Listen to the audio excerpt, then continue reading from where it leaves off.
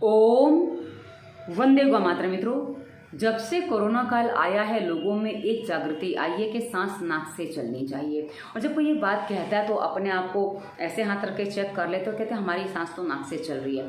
किंतु यदि शरीर में रोग प्रतिकारक क्षमता कमजोर हो रही है, कुछ रोग ऐसे हैं जिनसे आपको पता चल जाएगा कि आपकी सांस वाकई नाक से चलती है या नहीं। आज हम इस वीडियो के माध्यम से आपको सारी बातें स्पष्ट करेंगे, क्योंकि जब सांस मुंह से चलती है ना मित्रों, तो कुछ रोग विशेष होते हैं और वो मैं आपको आज बताऊंगी कि क्या क्या समस्या होती है जब नाक से सांस नहीं चल पाती, कि मुंह से सांस चलती है। उसके बाद इसके पीछे कारण क्या है कि जिससे ये नाक से सांस नहीं चल पाती है और इसका समाधान आप कैसे करें। वैसे मित्रों, हमने हमारे हर वीडियो में इस बात पर समाधान बताया हुआ है, किंतु कई बार जब आपकी समस्या से जुड़े शब्द उसमें शामिल नहीं होते हैं तो आप इस बात को समझ ही नहीं पाते हो कि सांस नाक से चल रहा है नहीं चल रहा है।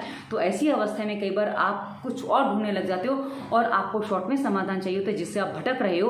और यदि आज आप इस वीडियो के निर्देशों को ध्यान से सुन के समझ लेते हो तो आपको पता चल जाएगा कि सचमुच आपकी नाक से सांस कितनी चल पा रही, कितनी नहीं चल पा रही है, और आपको सारी बातें स्पष्ट हो जाएंगी और समाधान भी पूरा मिलेगा। और यदि आप इस वीडियो के निर्देशों को ध्यान से समझ के पालन कर लेते हैं तो आज के बाद 2 से 3 दिन के भीतर आपकी सांस जो है वो नाक से चलने लग जाएगी और 7 दिन में आपको काफ़ी रिलैक्स हो जाएगा। उसके बाद आप यदि पालन करते रहे तो देखेंगे कि आपको लाइफ में कभी भी कोई वायरल इन्फेक्शन नहीं हो रहा है और कोई सामान्य रोग जो हम आपको गिनवा देंगे इसमें कोई समस्या आपकी नहीं आएगी। और हाँ, जो समस्याएं शरीर में उनका भी समाधान होने लगेगा, कि आप जानते हो हमारा उद्देश्य दवा मुक्त भारत है और ये हमने तब बनाया है जब हम अपने 2.4 हीमोग्लोबिन के लिए भी डॉक्टर की सलाह नहीं लेते हैं और उसका कोई निर्देश पालन नहीं करते। उसके बिना भी हम आपके सामने बैठे हुए हैं, क्योंकि 7 नवंबर 2022 को मेरा हीमोग्लोबिन 2.4 हो गया था और उसके बाद भी मैंने किसी डॉक्टर की सलाह नहीं ली है, क्योंकि लोग कहते हैं इमरजेंसी में डॉक्टर के पास जाना पड़ता है।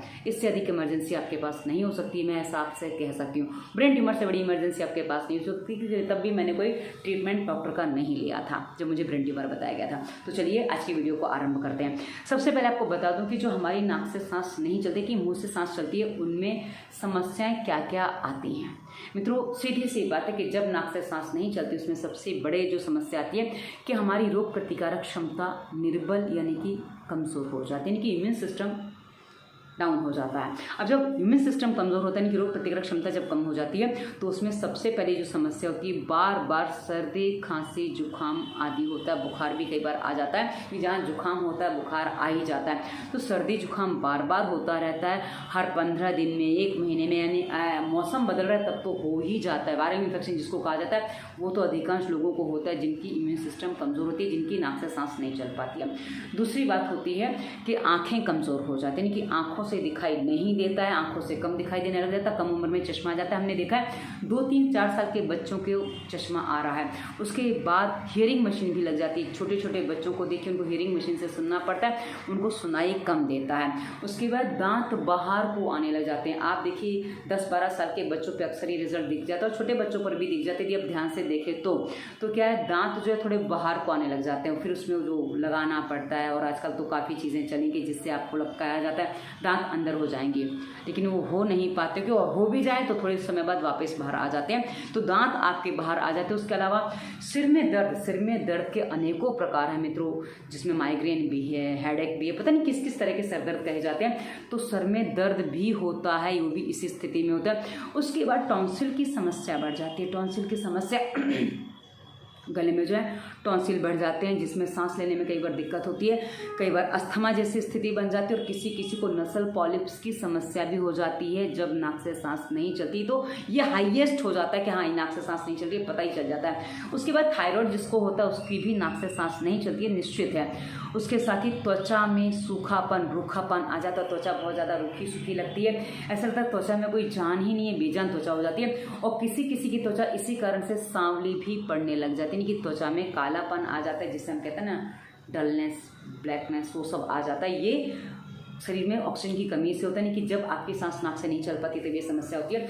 उसके बाद गुस्सा बहुत आता है, क्योंकि जब सर दर्द होता है, नाक से सांस नहीं चल पाती, तो इम्यून सिस्टम जो कमज़ोर हो जाता है ना, उसके कारण से जो आप दवाइयाँ खाते हो या क्योंकि उसके कारण जो शरीर में काम ना करने की इच्छा जो जन्म लेती है, उसी के कारण गुस्सा भी बहुत आता है, चिड़चिड़ापन बढ़ जाता है, साथ ही भूख में कमी हो जाती है, क्योंकि जो आप दवाइयाँ खाते हो और प्लस अपना अंदर से सिस्टम ठीक से काम नहीं कर पा रहा है, तो उसके कारण से सीधी सी बात है कि भूख में कमी आ जाती है, शरीर में ऑक्सीजन की कमी हो जाती है। तो इसका मेन पहलू कैसे हो जाता है वो भी अभी आपको बता दूं। उसके अलावा शरीर के किसी भी अंग में गांठें बनना, ट्यूमर होना, वेरिकोस वेंस की समस्या होना, या उसके अलावा कहीं भी जो नसें जाम हो जाती हैं वो स्थिति बन जाती है। और एक बहुत बड़ी समस्या जो इससे होती है वो मोटापा बढ़ना या दुबलापन आना, क्योंकि प्रकृति के अनुसार डिपेंड करता है। प्रकृति यदि आपकी कफ की है तो मोटापा बढ़ सकता है, और यदि वात की है तो आपका शरीर दुबला पतला हो जाएगा, और पित्त की है तो उन्हीं को गुस्सा कई बार अधिक आने लग जाता है। तो ये स्थितियां बन जाती हैं। तो मित्रों, ये जो रोग प्रतिकारक क्षमता है वो कमजोर कैसे होती है उसको भी समझ, क्योंकि समस्या हमने गिनवा दी है। उसके अलावा बाल झड़ना, ये तो सब बाह्य प्रोडक्ट है, क्योंकि बाल झड़ने से पहले आपको इसमें से कुछ ना कुछ तो लगा ही होगा। तो ये जो होता है ना, कैसे रोग प्रतिकारक क्षमता कमजोर हो जाती है उसको समझ लीजिए। मित्रों, हम जब नाक से सांस लेते हैं ना, जो हमारी सांस नाक से चलती है ना, तो नाक में आपने देखा वो छोटे छोटे बाल होते हैं, ठीक है ना। तो जो मोटा मोटा कचरा होता है, जो बाहर का कचरा होता है, वो नाक के यहाँ बालों में उलझ जाता है। और नाक में आप देखिए हमेशा थोड़ा सा तरल पदार्थ रहता है जो कचरे को अपने आप चिपका लेता है, उसको आगे नहीं बढ़ने देता।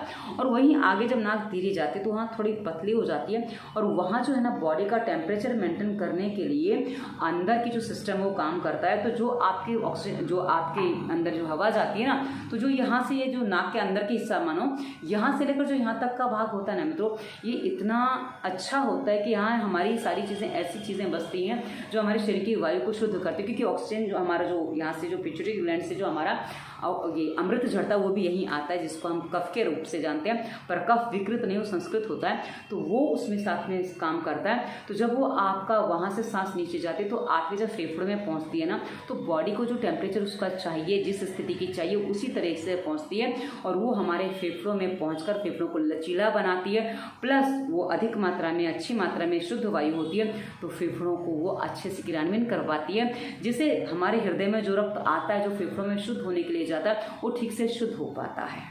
ये सिंपल सा लॉजिक है। किंतु जब मुंह से सांस चलती है तो मुंह से क्या होता है, आप देखिए मुंह से सांस चलने पर सीधा गले में जाता है, तो जो दूषित वायु है, जो उसमें कीटाणु जीवाणु है, सीधे गले में आते हैं, तो गले का पकना, गले में इन्फेक्शन होना, टॉन्सिल बढ़ना, थायराइड होना, और ये सारी की जो सारी समस्याएं होती है ना, ये आपकी इसी कारण से होती है कि मुंह से जब सांस चलता है तो सीधी वो हवा गले में जाती है, और उसके बाद तो जो टेम्परेचर उसको मेंटेन करना वो नहीं कर पाता, दूषित वायु रहती है, वो जब अंदर जाती है तो फेफड़ों में दूषित वायु जाती है, और ऐसे में आपकी सांस जो है ना बहुत छोटी होती है। नॉर्मली मनुष्य के लिए कहा जाता है, जो मनुष्य 100 साल जीता है वो 1 मिनट में 12-13 सांसें लेता है, किंतु आप चेक कर लीजिए आपकी कितनी सांसें 1 मिनट में जितनी है, वो मुझे कमेंट करके बताइएगा कि मुझे भी पता चले आपके 1 मिनट में कितनी सांसें चल रही हैं। तो जितनी सांसें आप अधिक ले रहे हो ना, उतना ही आपका जीवन शॉर्ट हो रहा है, क्योंकि आप यदि 1 मिनट में 24-25 सांसें ले रहे हो, आप सोच लीजिए कि 2 मिनट का सांस आपने 1 मिनट में ले लिया, यानी कि 2 दिन की सांस आप 1 ही दिन में ले लोगे, तो जीवन सीधा आधा हो जाता है। तो ऐसी अवस्था से बचने के लिए हमारी सांस लंबी होना आवश्यक है, शांत होना आवश्यक है, पर आप लंबी सांस ऐसे नहीं ले पाते हो, इसलिए हम आपको बताएंगे वो चीज़ें आपको करनी होगी। तो आशा आपको समझ में आया होगा कि नाक से सांस जब चलती है और मुंह से सांस चलती है, उसमें हमारे फेफड़ों में क्या स्थिति बनती है, जिससे हमारा इम्यून सिस्टम ने की रोग प्रतिकारक क्षमता सही या कमज़ोर हो जाती है। अब ये क्यों होता है उसको भी समझ लीजिए।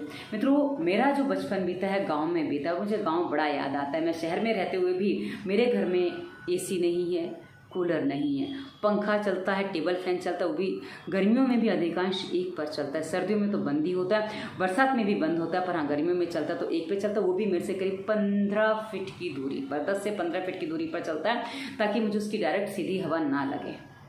अब आप जो हवा इस्तेमाल करते हो, जो चीज़ इस्तेमाल करते हो, क्योंकि मैंने मुंबई में तो देखा, हमारे यहाँ तो सर्दियों में भी लोगों के एसी बंद नहीं होते हैं, क्योंकि सर्दी हमारे ज़्यादा सर्दी पड़ती नहीं, तो लोग सर्दियों में भी एसी चालू रखते हैं। बस मुश्किल से 10-15 दिन के लिए लोगों का एसी बंद होता है, लेकिन उस समय पंखा तो फिर भी चलता है। अब होता क्या है कि पहले जब ये साधन नहीं थे ना, तो आपके नाक से सांस चलने में समस्या नहीं होती थी, क्योंकि एक बात जान लीजिए, हमारे लिए प्रकृति की कोई भी चीज़ सामान्य अवस्था में हानिकारक नहीं होती जब तक वो अपने रूप में विशेष बदलाव ना करें, कि एकदम से जो परिवर्तन होता है ना, वही हमारे लिए घातक होता है। अन्यथा सामान्य अवस्था में प्रकृति हमारे लिए घातक नहीं होती है। तो प्रकृति की हवा आपको कितनी भी मिले, कैसे भी मिले, वो आपके लिए अच्छी होती है। आप उसका प्रयोग करेंगे, कभी हानि नहीं होती है। किंतु जब हम पंखा चलाते हैं, AC चलाते हैं, कूलर चलाते हैं, ये तेज जो हवाएं होती हैं ये हमारी नाक को अतिशय ठंडा कर देती है। और कई बार जहाँ ठंडी अधिक पड़ती है वहाँ हीटर भी चलता है। तो आप एक चीज़ गड़बड़ कहाँ करते हैं कि जब आप AC में रहते हैं, AC से बाहर निकले, हीटर से बाहर निकले, तो आप जो कमरे में टेम्परेचर है उससे बाहर का टेम्परेचर एकदम विपरीत हो जाता है। जो विपरीत टेम्परेचर होता है ना, ये आपके नाक को बहुत अधिक जलन दे देता है। और ऐसी अवस्था में अचानक से आपकी नाक से सांस चलना कम हो जाता है, बंद हो जाता है या नहीं ले पाते। तो हमारे पास विकल्प होता है, हम दूसरा विकल्प खोल लेते हैं, हम मुंह से सांस लेना चालू कर लेते हैं। तो हमें पता ही नहीं चलता कि हमारी नाक में कब प्रॉब्लम हुई और कब हमने मुंह से सांस लेना आरंभ कर दिया।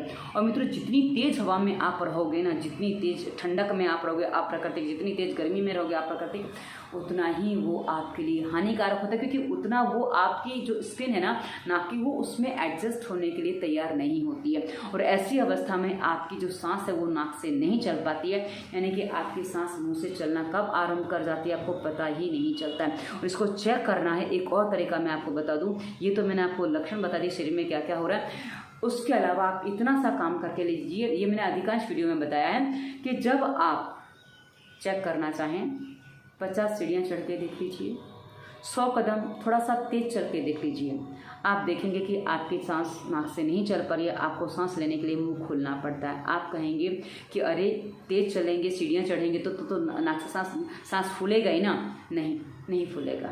मैं आपको इसलिए बता रही हूँ क्योंकि मैं 1100 सीढ़ियाँ, 2200 तो उतरने में तो नहीं गिना जाएगा, 1100 सीढ़ियाँ चढ़ जाती हूँ। हमारे यहाँ जीवदानी माता का मंदिर है और मुझे तब भी नाक से सांस ही चलता है, मुंह से सांस लेने की आवश्यकता नहीं पड़ती है। और मैं आपको बता दूँ, जब मेरा हीमोग्लोबिन 2.4 हो गया, मेरा जो धड़कन का रेट है वो 120, 130, 150 तक पहुंच जाता है। मतलब मुझे कई बार पता चलता है कि मेरा हृदय जो है बिना रक्त के धड़क रहा है, उसमें आवाज़ आती है, उससे पता चलता है। किंतु फिर भी मेरी सांस नहीं फूलती है, मेरी केवल धड़कन तेज होती है। मुझे लोग कई बार देखते हैं, कहते हैं कि आपको क्या हुआ है, आप क्यों ऐसे रिएक्ट करते हो, आपकी सांस तो नॉर्मल चली। क्योंकि ये तो कभी मेरे साथ होता ही नहीं है, क्योंकि नाक में जो घी पड़ता है उसके कारण कभी होता ही नहीं है। पर जिनकी नाक से सांस नहीं चल पाती है उनकी सांस भी फूलती है और धड़कन भी तेज होती है। किंतु मेरे शरीर में केवल और केवल मेरी धड़कन तेज हो जाती है और नाक से सांस फिर भी चलती रहती है। और इसी कारण से मित्रों मैं आपको बता दूं कि मेरी जो नाक से सांस चलती है उसी ने मुझे 2.4 हीमोग्लोबिन पे भी जिंदा रखा है और सही सलामत रखा है। मैं नॉर्मली मैंने आज तक, मतलब मेरी बीमारी ऐसी नहीं हुई कभी कि मुझे किसी से कुछ मांगना पड़े कि भाई मुझे ये दे दो वो दे दो। मैं अपने काम अभी तक खुद ही करती आई हूँ और आगे भी ईश्वर से प्रार्थना वही है कि मेरे काम मैं स्वयं कर सकूं, ऐसी मुझे हमेशा आप बना के रखिए।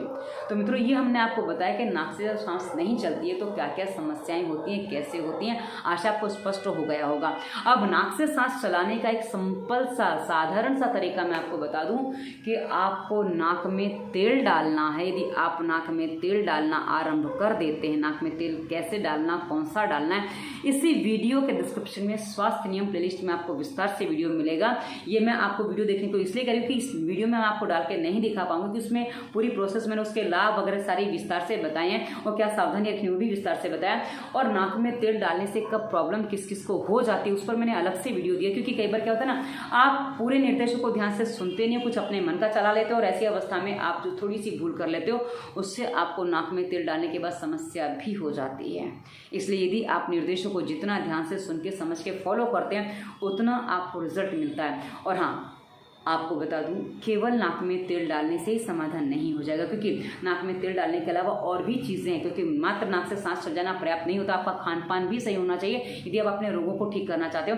तो स्वास्थ्य नियम प्लेलिस्ट और रोगों के कारण 2 प्लेलिस्ट हमने विस्तार से दिए डिस्क्रिप्शन में। यदि इन दोनों की वीडियो देख के आप पूरा फॉलो कर लेते हैं तो आपके 90% रोग ठीक हो सकते हैं बिना किसी दवा के। क्योंकि आप जानते हो हमारा उद्देश्य दवा मुक्त भारत है। और प्राणायाम कर लो, क्योंकि सारे लिंक हमने डिस्क्रिप्शन में दिए संपूर्ण प्राणायाम प्लेलिस्ट के अनुसार। तो आप देखेंगे कि जो शरीर में आपकी समस्याएं आई थी, जो कोई भी कैसी भी समस्या हो, नसल पॉलिप से लेकर कोई भी समस्या हो, तो आप देखेंगे हफ्ते से 10 दिन में आपकी सभी समस्याओं में आराम मिलने लगा है। हाँ, हमारे वीडियो देखने में, उनके निर्देशों को समझने में आपको 3-4 दिन का 10 दिन का समय लग सकता है, क्योंकि क्या है ना, एक बार वीडियो सुनोगे आपको समझ में आ जाएगा, पर एक बार समझने के लिए आपको सुनना तो होगा, उतना समय आपको देना होगा। और हमारे टोटली विषय आपको बताने के लिए अलग है, क्योंकि हम दवाइयों के बिना समाधान बताते हो, कहाँ आप क्या भूल करे हो आपको समझना होता है। यदि समझ लेते हो, ठीक कर लेते हो, तो हर रोग का समाधान बिना किसी दवा के संभव हो जाता है और आप अपने आप को अपने आप स्वस्थ रखने में सक्षम भी हो जाते हो। और यही हमारी सबसे बड़ी उपलब्धि होनी चाहिए, क्योंकि हमें किसी पर आश्रित होकर जीवन जीना पड़े, हमें दवाओं पर आश्रित होना पड़े और दवाओं से समाधान होता तो कम से कम धनिक लोग तो स्वस्थ होते। जिनके पास धन की कमी नहीं, पर आप देख लीजिए, आपके आसपास ही देख लीजिए कि कोरोना में गरीब लोग कम मरे हैं, जिनके पास धन अधिक है वो अधिक मरे हैं, क्योंकि वो हर छोटी छोटी बात पर डॉक्टर के पास आते हैं, उन पर निर्भर हो जाते हैं, तो स्थितियाँ बिगड़ जाती हैं। आशा है आपको हमारे निर्देश स्पष्ट हुए होंगे, समझ में आए होंगे। अब आप समझ सकते हैं कि आपकी सांस नाक से चल रही है, नहीं मुंह से चल रही है, कहाँ से चल रही है, स्पष्ट हो गया होगा। तो निर्देशों का पालन करिए मित्रों, और अपने आप को पूरी तरह से स्वस्थ बनाइए, वो भी बिना किसी की सहायता के। उद्देश्य दवा मुक्त भारत को पूरा करिए। और अंत में हमने अपना नंबर दिया, नंबर हमने कंसल्टेंसी के लिए दिया। कंसल्टेंसी की फीस होती है, फीस आपकी समस्या के अनुसार होती है। ऊपर की जो लिंक है उनको खोल के चेक करेंगे तो आपको अपनी समस्या अनुसार बहुत सारे वीडियोस मिलेंगे, बहुत कुछ मिलेगा। एक बार लिंक खोल के चेक करिए, आपके काम के बहुत सारे वीडियोस हैं। धन्यवाद। वंदे मातरम।